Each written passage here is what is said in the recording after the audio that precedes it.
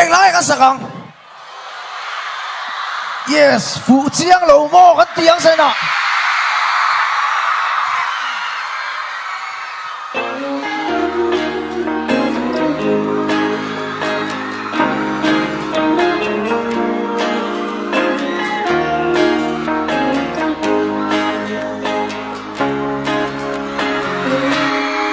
Phụ lầu mô chiang đôi vui khi cười.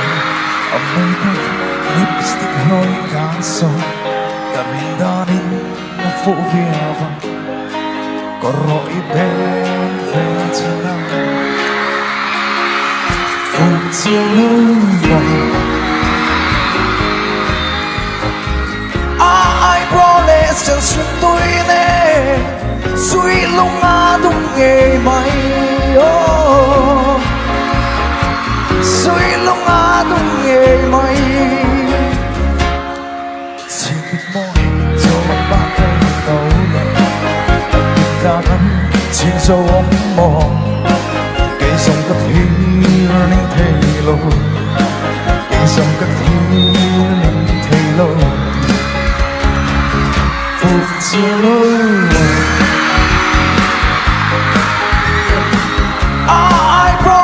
Chân chân tôi nè suy lung đúng nghề mày.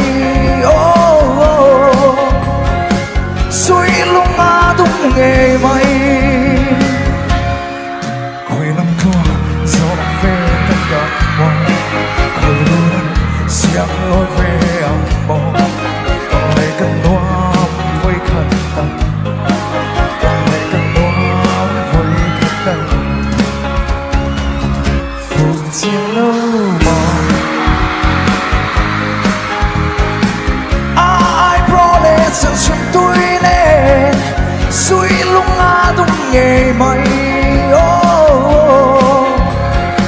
Suy lung đúng nghề mày.